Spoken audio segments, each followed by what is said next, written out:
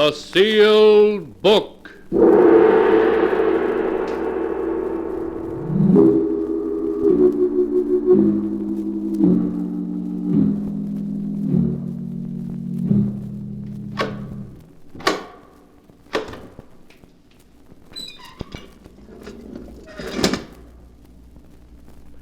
Once again, the keeper of the book has opened the ponderous door to the secret vault, wherein is kept the great sealed book, in which is recorded all the secrets and mysteries of mankind through the ages.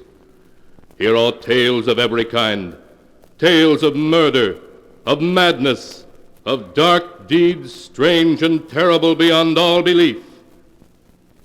Keeper of the book, I would know what tale we tell this time. Open the great book and let us read. Slowly, the great book opens.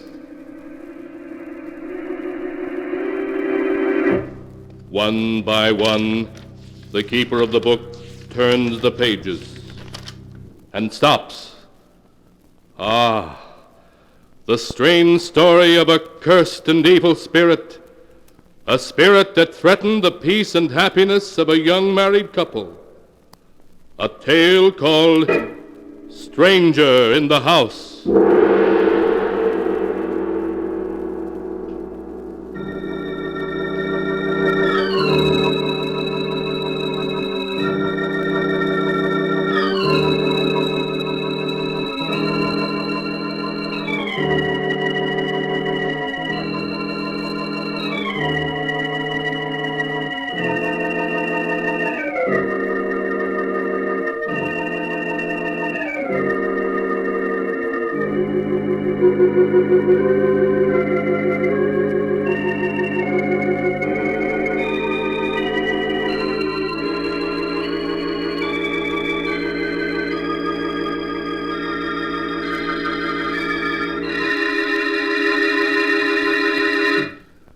Here is the tale, Stranger in the House, as it is written on the pages of the sealed book. The tale was told by Jane Barton herself.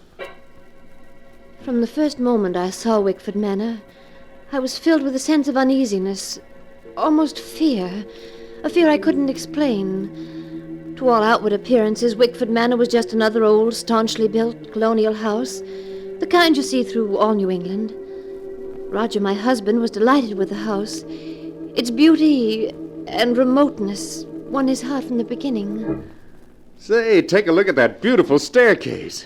Look at this magnificent fireplace in the drawing room. Yes, it is beautiful, Roger. It's just the size house we need, with 4 rooms upstairs. 4 rooms upstairs? How do you know, Roger? The agent never mentioned how many rooms the house had. Didn't he? Well, there's only one way to find out. Let's go upstairs and look. Come on, Janie. All right, Roger. This house would require very little in the way of repairs. But it hasn't any electricity, Roger. Oh, well, we could use lamps until a line could be run to the house. Look, Janie, there are 4 rooms up here. So there are. It's as though you've been in this house before. Yes, I have a feeling I have. Well, perhaps that's the reason I like it. But, darling, you've been ever so quiet since we entered the house. Don't you care for it? I don't know. It seems unfriendly. Well, if you don't like it, then we'll keep on looking until we find a house we both like. Oh, nonsense. I've been married to you too long not to know you've got your heart set on this place. We'll never find anything nicer. Now, that room with the southern exposure will be our bedroom. Oh, Janie, you're wonderful. And we will be happy here. I know we will.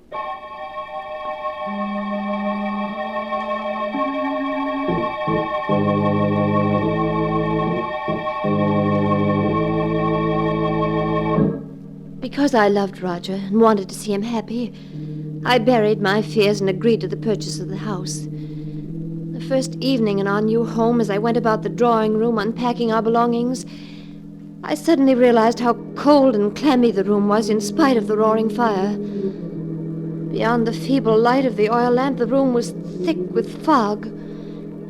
Suddenly it seemed to engulf me like a shroud, and I felt the icy coldness of the grave upon me. My heart pounded in my ears. I felt faint. After what seemed like eternity, The fog rolled away. The light of the lamp became brighter. I felt unbearably alone. I rushed out of the drawing room. As I opened the door to the study, I saw Roger seated before the fireplace. He was staring unseeingly at the ashes of a fire long since gone out. Roger. Roger. Roger! What? Oh, it's you, Jane. Roger, is anything wrong? Wrong? Yes, you seem so far away, remote. It frightened me. Do you smell perfume in here? Perfume? Why, yes. It's the perfume I gave you for your birthday, isn't it? No. No, it isn't my perfume. It smells like narcissus. Yes. So it does. How strange. Roger, what were you thinking of when I came in here? Why, I don't know. My mind was reaching out for something. Something in the past. But it was also confused. It was as if I were wandering in a fog. Wandering in a fog? Yes. Well, Jane, you're so pale. Aren't you feeling well? I'm just tired. It's been rather a tiring day. Now, you go up to bed, Jane. I'll be along later. All right, dear. Don't forget to turn out the lamp when you come up. I won't.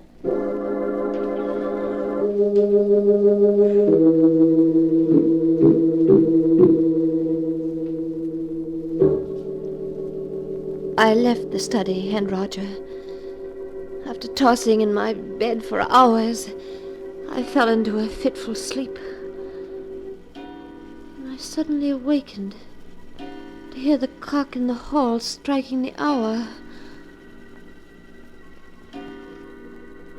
It was 5 o'clock, and Roger's bed was empty. Quickly slipping on my robe, I left my room and started down the stairs. As I reached the foot of the stairs, I stopped. For to my astonishment, I heard Roger's voice in the study. I slowly approached until I was at the door. Who are you?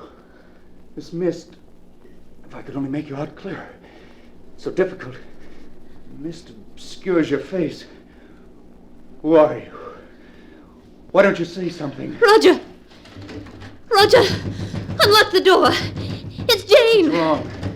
The mist, it's coming between us. I can hardly see you. Oh, don't go. Come back, please. Please come back. Darling! Darling, please unlock this door.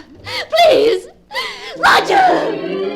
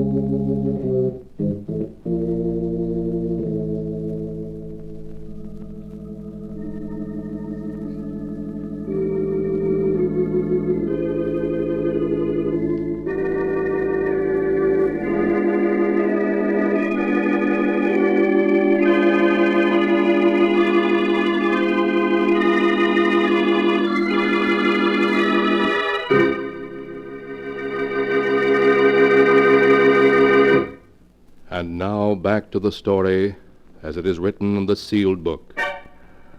It was 5 o'clock in the morning when Jane suddenly woke and found Roger locked in his study. He was apparently talking to someone, although there could be no one there. Hysterically, Jane pounded on the study door. Darling! Darling, unlock the door, please! Roger! is it, Jane? I was so frightened. Who are you talking to? Talking to? I don't know. I must have been dreaming. Oh, yes. Yes, you must have been. There isn't anyone in here. Roger, the scent of narcissus. So strong in here.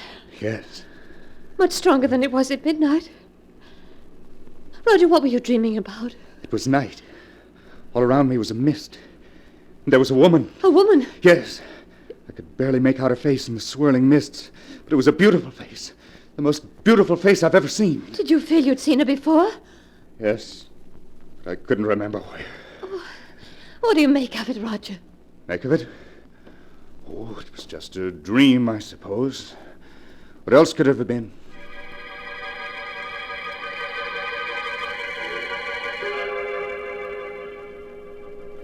Roger said it was a dream. But in his heart, I knew he believed it was more than a dream.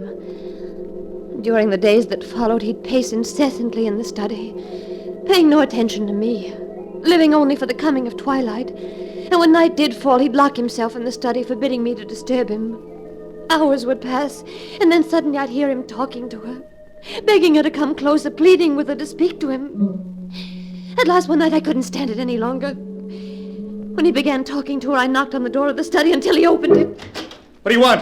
I thought I told you I wasn't to be disturbed. I must talk you to must you. be fool. She was about to speak to me for the first time. And you knocked on the door and caused her to vanish. Oh, Roger, you're not in love with her. You couldn't be. But I am. There's never a moment I don't think of her. Wish that I might see her. Oh, what you're saying is madness. You can't be in love with her. She's from another world, a phantom, an evil ghost. No, she isn't evil. She's beautiful. So beautiful I'd give my life for her. Roger, listen to me. You must come away from this house and from her. She's cast a spell over you, and it can only lead to disaster. Roger, we must leave this house at once. No, never. I insist. Get out, you hear? And don't come back. I'll never leave her, never.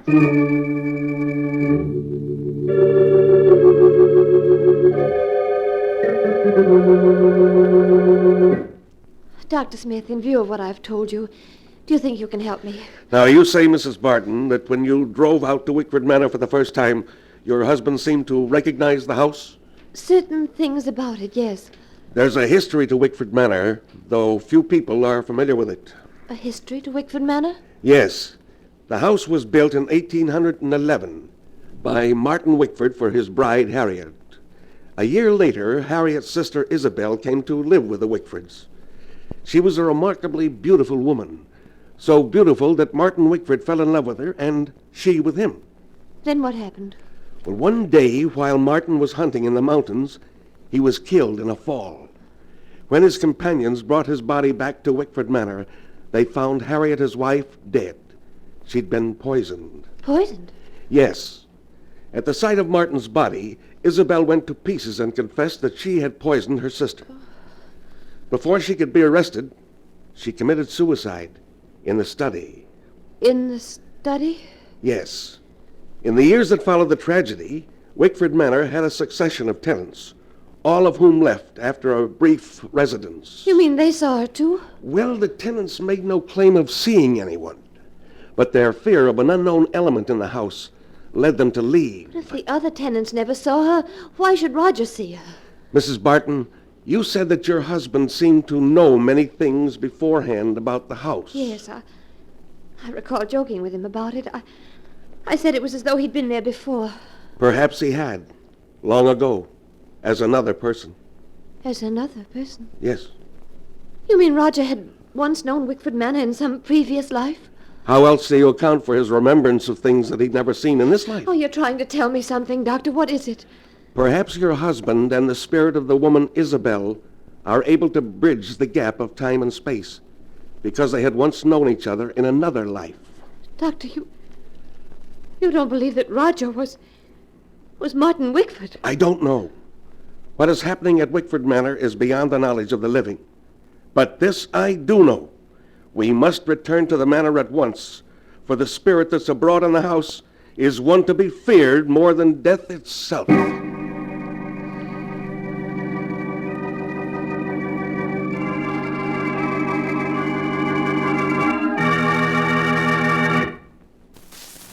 Please come closer so I can see you better. Oh, you're beautiful. Beautiful. Won't you tell me who you are? We have met before, haven't we? Yes. We've met before. What? You spoke. I've waited so long for you, Martin. Why do you call me Martin? My name's Roger. It was Martin. Then, Then? What do you mean? look at me, Martin. Look into my eyes. Don't you remember me? Yes, but where? Think, Martin. Think. Time is the barrier between us, but we shall surmount it. Think back into the dim past when you lived in this house and we loved each other. Isabel. Yes, Martin. Isabel. Do you remember now? Yes, Isabel, yes. I remember everything up to the day I went hunting in the mountains and fell. What happened to me, Isabel? What happened to us? To our love? Don't think of that accursed day, darling, but think of the future. Our happiness together. Oh, yes, Isabel. Our happiness together. Roger! Roger, please open this door. Roger! Martin, she's come back. Yes. Darling, don't go. Don't leave me. I must, Martin. I must. We could be so happy together. Come back. Please come back. Roger! Please unlock this door, please! What do you want? What did you come for? Roger, this is Dr. Smith. Doctor, this is my husband. What the devil did you bring him here for? Roger, please. I thought perhaps he could help us. Help us? I don't need anybody's help. I must warn you, Mr. Barton. The spirit of the woman you see in the study is an evil one that will lead you to disaster. I don't need help from you or anybody else. I'll get out of this house. Get out, both of you! Doctor, we must do something. We must. We shall, but not tonight. I must have time to think about it. You'd better return to the village with me. No, I don't want to leave him in the house alone. Something might happen to him. Very well, then. I'll return late tomorrow afternoon, and when I do, we shall take action.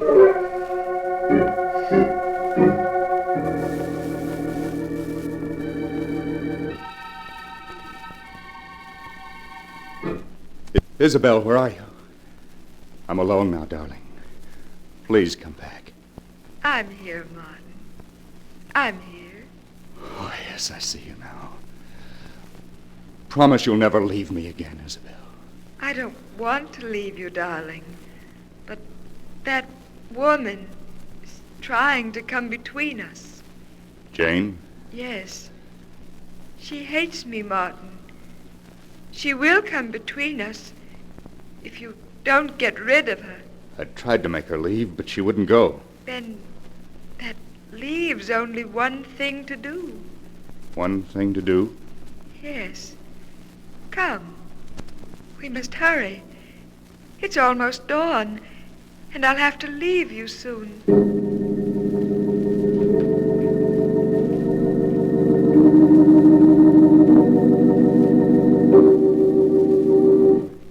Look at her, lying there asleep, so defenseless. Yes, go ahead. Put your hands around her throat and squeeze. Oh, Hurry, Martin, before she awakens. who's there? Answer her. It's Roger. Oh, for a moment I was so frightened. What time is it? It's just dawn. Hurry, Martin, I must leave. Yes. Roger. Roger, why are you looking at me like that? Oh, no, Roger. No, no. Tighter, Martin. Tighter until she stops struggling and is still forever. Isabel, don't leave me. Isabel, where are you? Isabel, please don't leave me, Isabel. Roger, she made you do it, didn't she? Oh, Roger, Roger.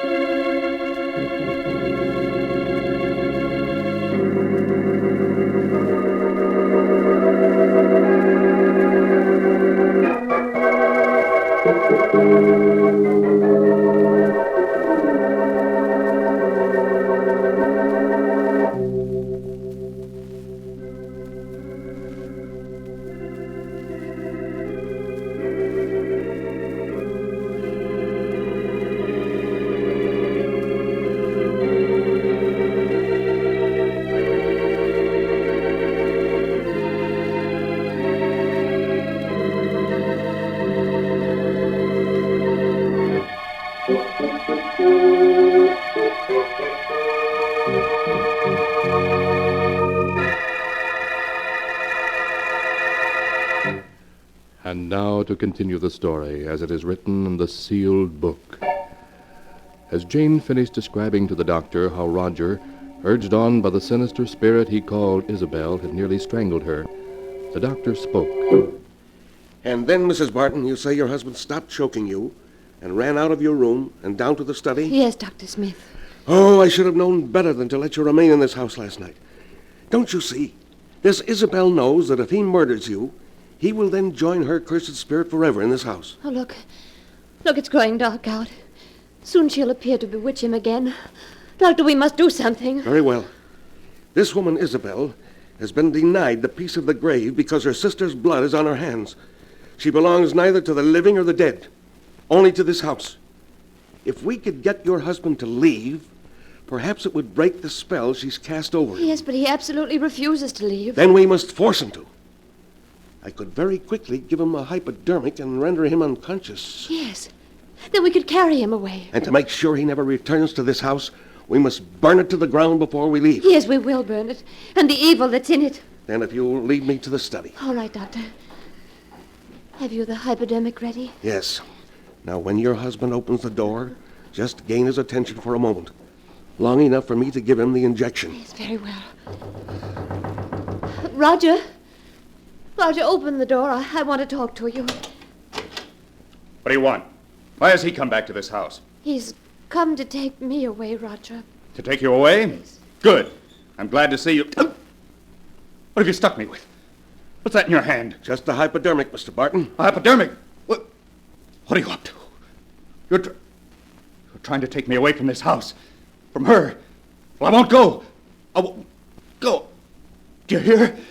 You'll... Oh, Doctor, quick, he's falling. I've got him, Mrs. Barton. Now I suggest you take that lamp and smash it on the floor. Yes. Let's burn the place down to the ground. Yeah, that's it. Now you'd better help me carry your husband out of the house. In a little while, this house will be a raging inferno.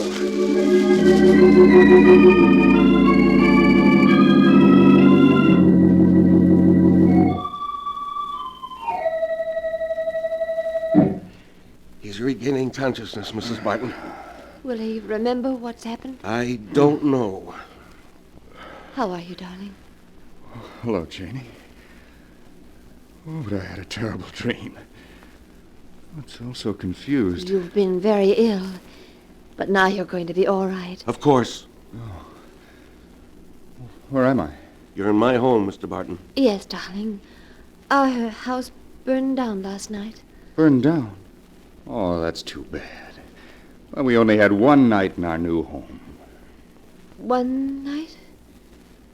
Oh, yes, of course, Roger. Well, Mrs. Barton, in spite of the loss of your home, I think you were very fortunate, for there are things far worse than fire. Yes, Doctor. And I can never thank you enough for breaking the bridge between the past and the present. What are you two talking about? Oh, nothing, darling. Nothing at all.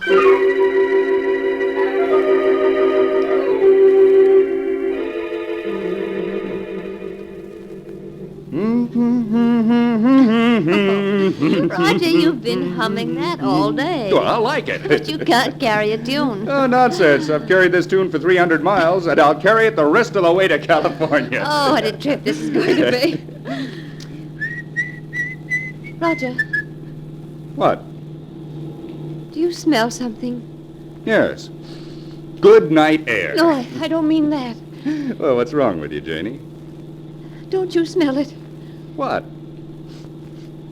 You mean that perfume? Yes. Seems familiar. What is it? Narcissus. Narcissus? Yes. Oh, Roger, we haven't escaped from her. She's here in this car. Martin, it's Isabel. Think, darling. Think. Roger. You look as though you're listening to her. You do remember everything now. Don't you, Martin? Yes. Darling, we must get rid of her. She's trying to come between us. Yes. Oh, Roger, you mustn't listen to her. Once she's gone, we'll be together forever, darling. Yes. Forever. Roger. Roger, why have you stopped the car? No. No, don't look at me like that.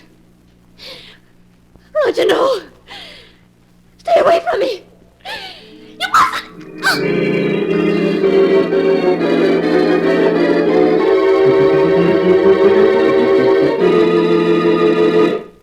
A few hours after Jane was found strangled in the abandoned car, state police arrested Roger Barton and charged him with murder.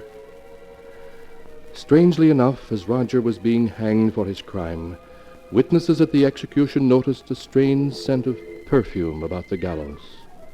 Some people said afterwards that it was Narcissus, and they remarked on the expression of joy on Roger's face as he died.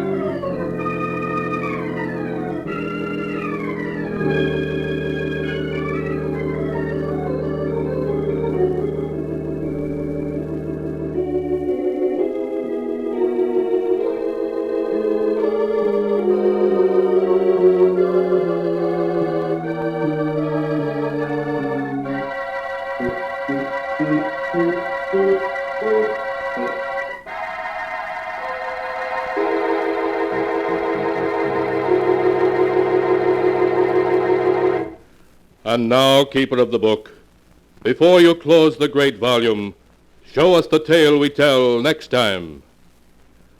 This one. Ah, yes, a weird and incredible tale of a wife who was being blackmailed because of her past. But because she did not know the identity of her blackmailer, she suffered 1,000 times over.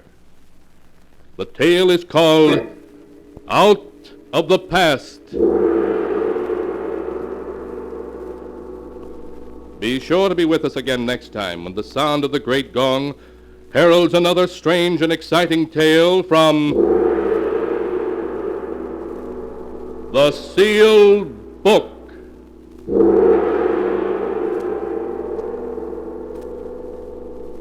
The Sealed Book, written by Bob Arthur and David Cogan, is produced and directed by Jock McGregor.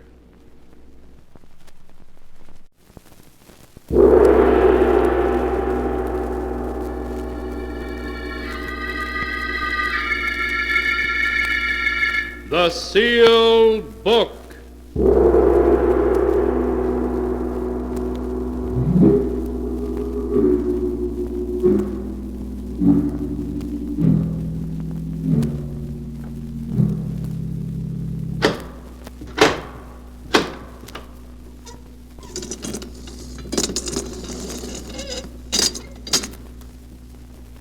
Once again, the keeper of the book has opened the ponderous door to the secret vault, wherein is kept the great sealed book, in which is recorded all the secrets and mysteries of mankind through the ages. Here are tales of every kind, tales of murder, of madness, of dark deeds strange and terrible beyond belief. Keeper of the book, I would know what tale we tell this time. Open the great book and let us read. Slowly, the great book opens.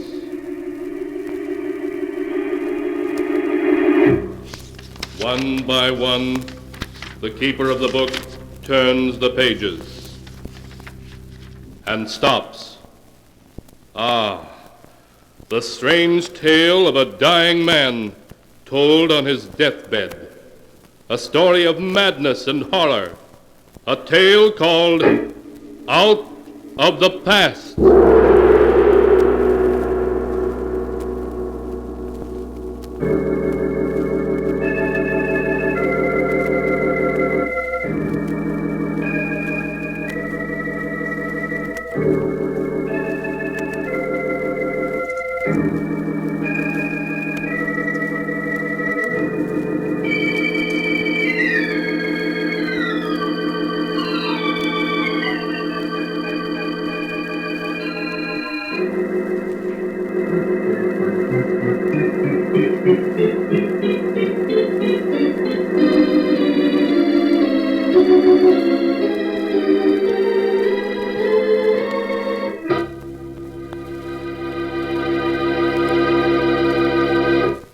Here is the tale, Out of the Past, as it is written in the pages of the sealed book. It is 5 o'clock in the afternoon, and Helen Morgan has just received the afternoon mail. As she is about to look at it, her husband Gerald enters their luxurious suite. Hello, beautiful. How's my one and only? Oh, hello, darling. Oh, Gerald. No wonder every actress wants to have you for her leading man. Nonsense. I'll have you know the only person I kiss like that is my wife. You'd better say that. How was the matinee today? Fine, I got 7 curtain calls. I see the afternoon mail came. Anything for me? Yes, there's one letter for me and one for you. Thanks, dear. Mine's a bill from the hotel management. Darling, we're living beyond our means. Oh, now, Gerald, you're not going to start that again, are you? Why, we have over $500,000 in our joint account. I've told you a dozen times, darling, I won't touch that money. It's yours, not mine. Gerald, it isn't a question of it being yours or mine. It's ours. Helen, I made it clear to you when we got married that we'd have to live on the money I earn. All right, Gerald. I wonder who my letter can be from.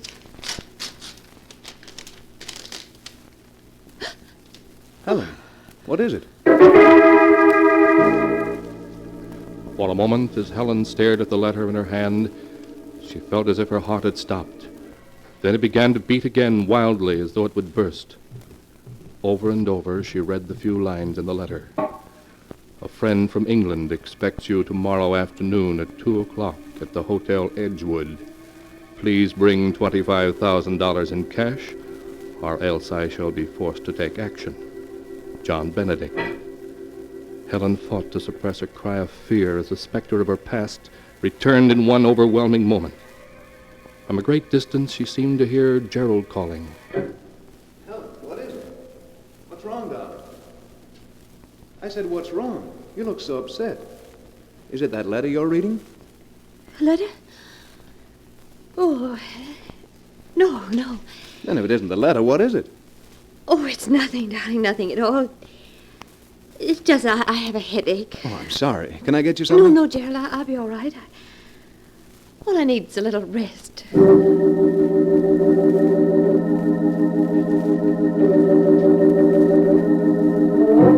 Helen noticed the worried look in Gerald's eyes and strove to act natural. That night she lay awake hour after hour, staring at the ceiling, seeing the words of the letter before her, the letter that reached out for her from the terrifying past. The next day, after Gerald had left the apartment, Helen ordered a cab. 20 minutes later, she rushed into the office of Martin Walker, her attorney. Martin, you must help me. I'm in trouble. Great trouble. Helen, what is it? What's wrong? I'm being blackmailed. Blackmail? Yes. By whom? A man named John Benedict. I don't know who he is, but I received a letter from him yesterday afternoon. Well, there's only one thing to do, and that's to go to the police. Oh, no, I can't go to the police. Why not? This man, Benedict, knows something I can't afford to have exposed. What does he know, Helen? Oh, please don't ask me, Martin. I can't tell you. But believe me, if it ever gets out, it would ruin my marriage. My life. I couldn't stand to lose Gerald. I couldn't. I'd rather die. No, please, Helen, don't cry. You know there isn't anything I wouldn't do to help you. But as I see it, your only chance is to go to the police. No, I can't. It would ruin everything. Oh, Martin, if you really wanted to help me, you'd do as I ask you. I've got to buy him off. All right, Helen. I think you're making a mistake, but I'll help you. How much money does this Benedict want?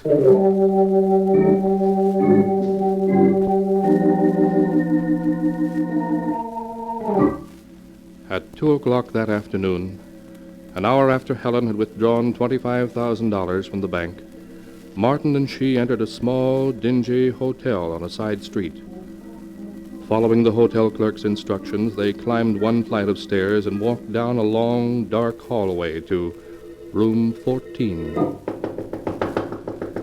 Come in. As Martin opened the door, revealing a squalid and dimly lit room, Helen saw for the first time John Benedict. He was a large man with coarse features and a thick black beard. In the half-light, he appeared to be about 50. His clothes were of a fine English cut, but time and wear had taken their toll. He stared at Helen for a moment, then spoke. How do you do, Mrs. Morgan? Won't you please come in? Thank you. This is Mr. Walker, my attorney. Yes, of course. How do you do, sir? I'm very pleased to meet you. I'm afraid I can't say as much. Yes. I trust you'll forgive me these dismal surroundings, but alas, I'm quite penniless. So you thought it would be an excellent idea to blackmail this lady for funds? I'm afraid you misunderstand me, Mr. Walker. I'm not forcing this beautiful lady to give me £5,000. Rather, I'm, shall we say, requesting a loan. Yes, but if she doesn't give you this loan, you'll ruin her marriage, her life. It would distress me to ruin anyone's life. But then it also distresses me to live in a pigsty like this. A much more suitable place would be the state penitentiary. Martin, please don't talk like that. Evidently, Mrs. Morgan, your friend is more interested in having me placed in prison than in saving you from disaster. I'm afraid you haven't revealed our little secret to Mr. Walker, have you? No, I haven't. Well, perhaps if we were to tell him, he wouldn't be quite so eager to imprison me. Perhaps if he knew that at one time you had... No, don't say any more. I'll pay you. Allow me to commend you on your good judgment. Martin, give him the money. Give it to him. Very well. Here's your filthy blood money. Thank you. I think you've been very wise, Mrs. Morgan. Very wise indeed. Good day.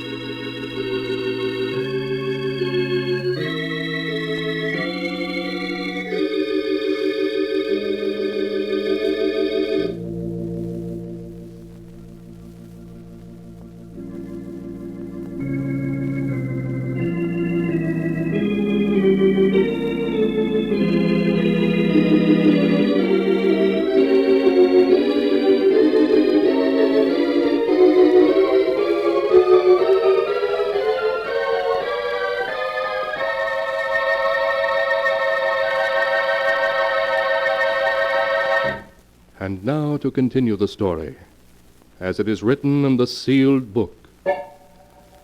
In the days that followed Helen's payment of money, the money Mr. Benedict demanded, she tried unsuccessfully to forget him and the terrifying secret he shared with her. Life for Helen became tense, watchful, frightening. Then one afternoon, while Gerald was at a rehearsal of a new play, she received another call. A call that sent her in panic to Martin Walker's office. Martin, I've heard from him again. Who?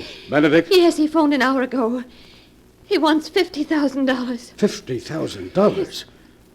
Now maybe you'll have sense enough, Helen, to let me turn this over to the police. No, I can't do that. You can't? You mean you're going to buy him off a second time? Yes, I must. But you can't, Helen, you can't. What's to prevent his extorting money from you a third and a fourth time? He'll squeeze you dry. The money doesn't matter, do you hear?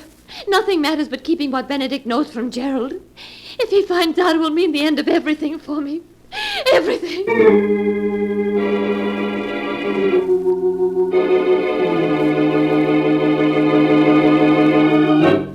An hour later, Martin and Helen alighted from an elevator at the 23rd floor of the Hotel Bellevue. They walked down the large, luxurious hallway to Suite 23C.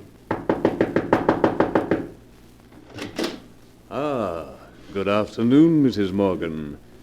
Oh, I see you brought Mr. Walker. And I was counting on a pleasant afternoon. May I take your coat? No, thank you. Benedict, what do you mean by asking for $50,000 now?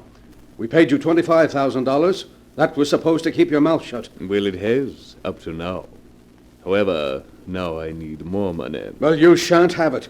There's a limit to what anyone will pay. Quite true, Mr. Walker, but the limit hasn't been reached, as yet. Mrs. Morgan is very much in love with her husband and would pay considerable more to keep him from learning what I know. He must never know. Oh, you swine. If I had my way, I'd call the police and put you where you belong.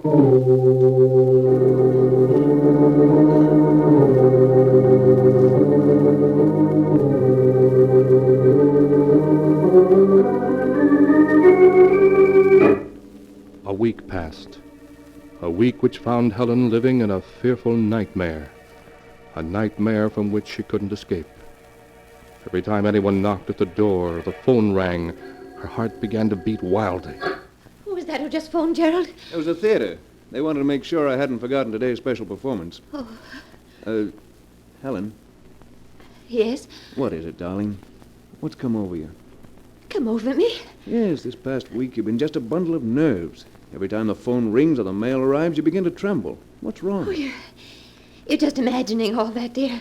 Helen, stop acting as though I were a child. I can see something's wrong, and I want to know what it is. Please, Gerald, there's nothing wrong.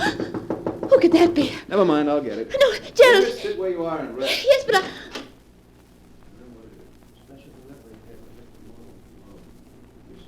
Oh, why doesn't he come back? What's taking him so long? Gerald, who is it? Gerald! Helen, what is it? Why did you scream like that? I didn't scream.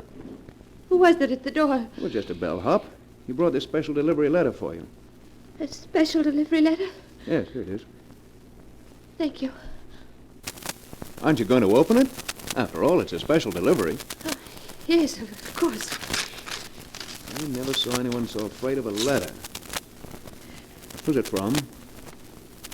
Anything wrong? No, nothing. Nothing. Don't tell me that. You look as though you were going to collapse. Here, let me see that letter. No. I said No. give it to me. There. That's better. Perhaps this letter will tell me what's wrong. What? It's only one sentence. I will phone you at 2. There isn't even a signature. Who wrote this note, Helen? I don't know. You must know. Else why would you have gone so pale? I'll phone you at 2. It's almost 2 now. I'll wait for that call. Please, Gerald, you must have faith in me. All these weeks I've had faith, said nothing, hoped you'd tell me what was wrong. Now I must find out for myself.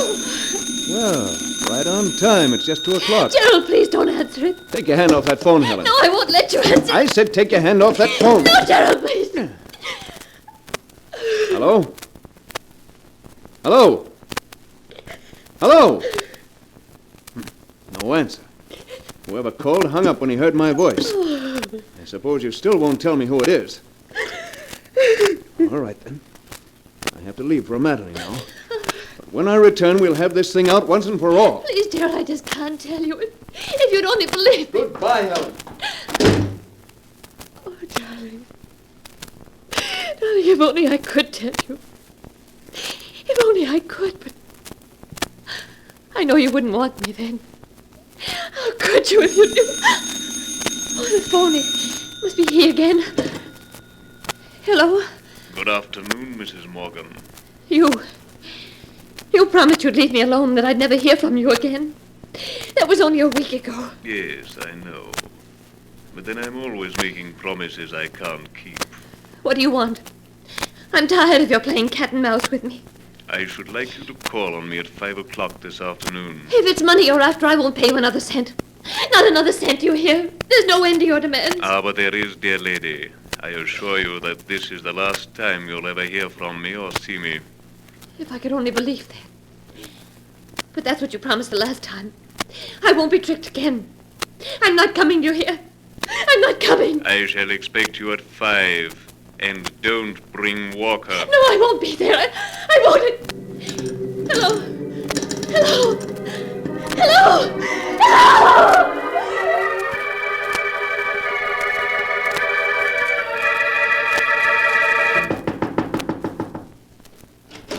Ah, come in, Mrs. Morgan. You're right on time. It's just 5. It's good to see you without that bounder Walker around.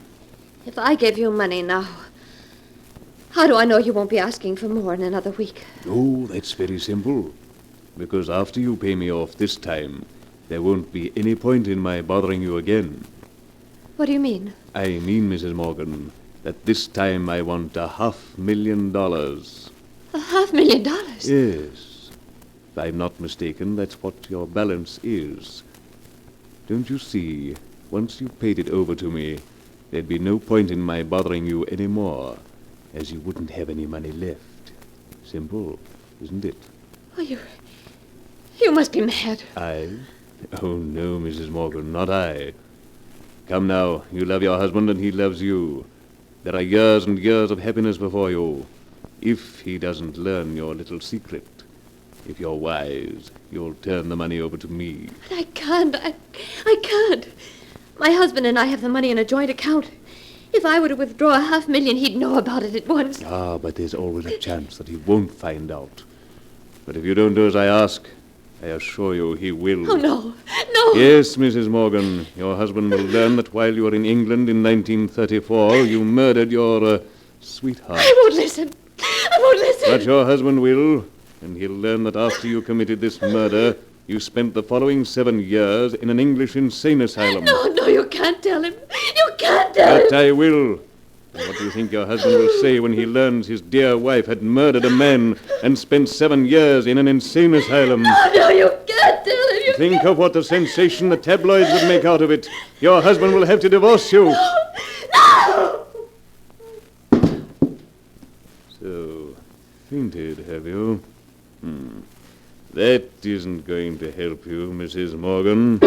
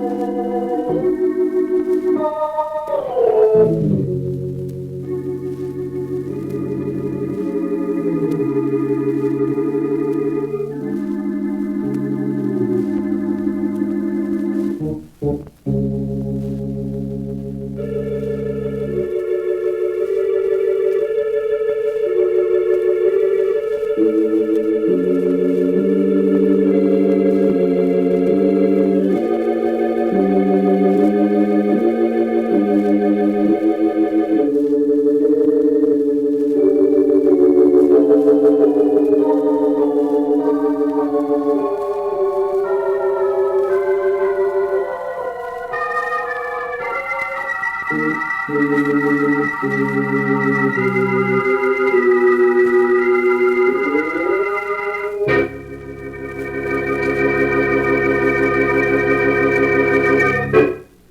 now to continue the story as it is written in the sealed book.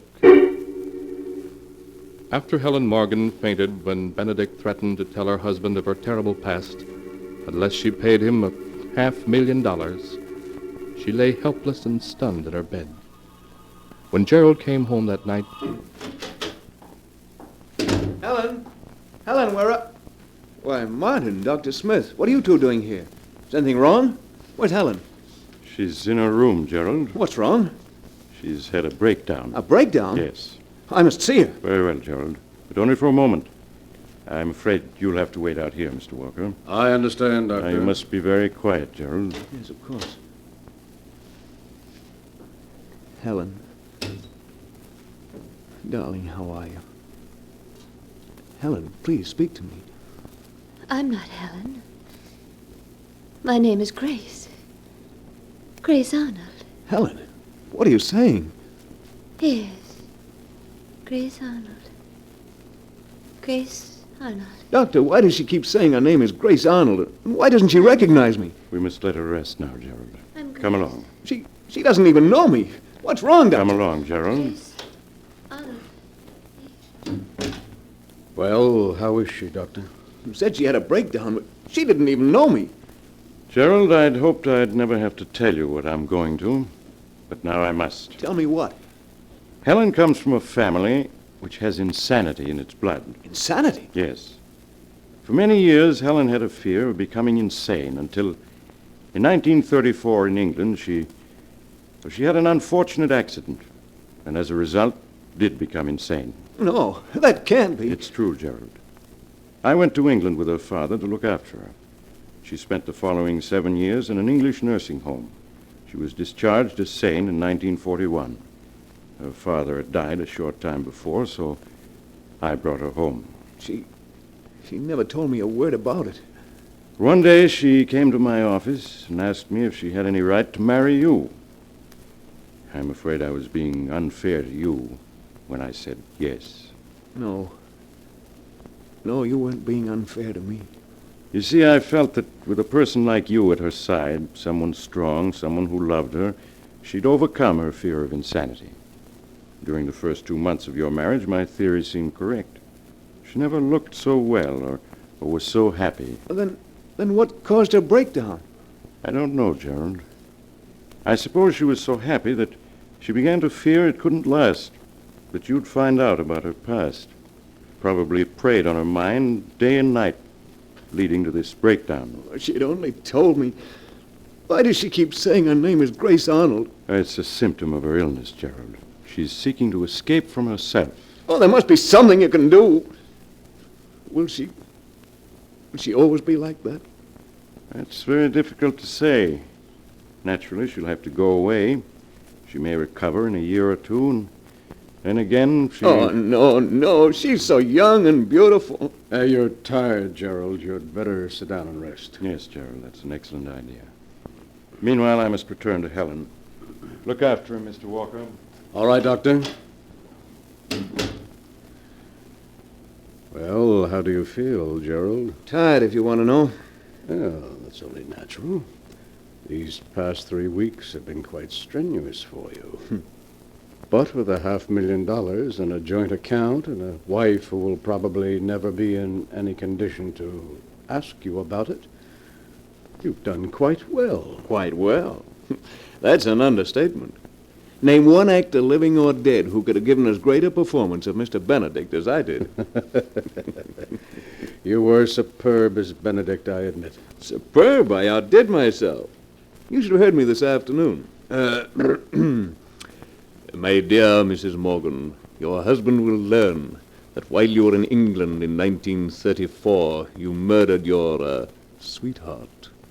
And that after you committed this murder, you spent the following 7 years in an English insane asylum. Shh, Gerald, she'll hear you. Nonsense. I've broken her once and for all, Martin. Ah, what a pity. I played my greatest role to an audience of 1. Yes, Gerald, but you were probably the highest paid actor in the world. I'm sure that $500,000 for 3 weeks' work, less my share, of course, is something of a record. You know, it's really rather a pity, for Helen, that is, that she talks in her sleep.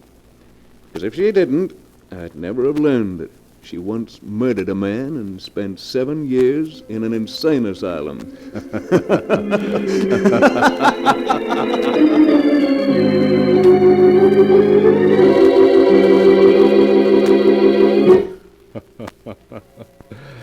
Clever of Gerald, wasn't it? The way he played his wife's love against her. But unfortunately, he never had a chance to enjoy his ill-gotten gains, for 2 weeks later he died as a result of an automobile accident, and on his deathbed confessed to everything. Even after Helen's recovery, which took some time, she was never told the truth about her dear departed husband.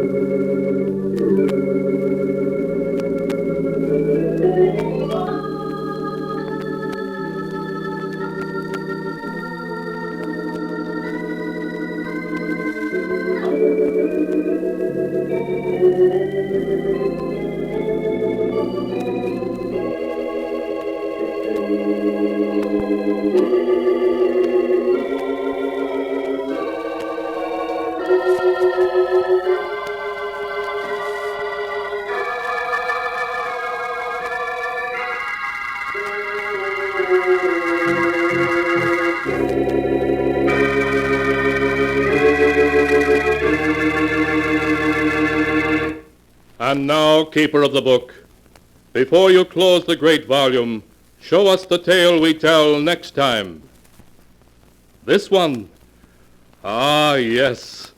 A story about the dark and mysterious Louisiana bayou country, and voodoo in the night, and the water rising in an old mausoleum built underground. A tale called Welcome Home.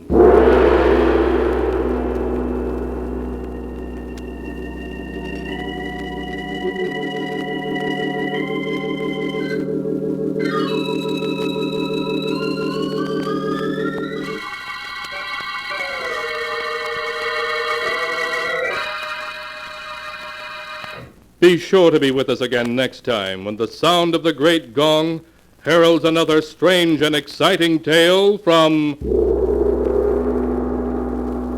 The Sealed Book. The Sealed Book, written by Bob Arthur and David Cogan, is produced and directed by Jock McGregor.